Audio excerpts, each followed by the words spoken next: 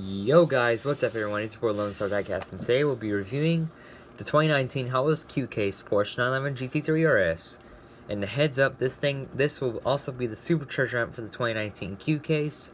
It'll come in Spectre Flame Purple with chromed out Cobra Jet Road Riders, and the TH will be located on the license plate. This car is 10 out of 10 in the Factory Fresh series for 2019 Q-Case. Car number 246 out of 250. Here's the back if you want to read it. Go ahead and take it out. I think this is my favorite color of this car.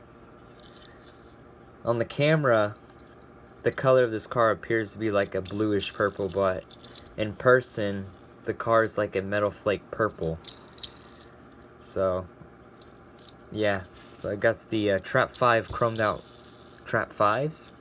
Headlights are part of the windshield. That's the Porsche logo. Black interior. And there's the rear. It says GT3 RS in the license plate.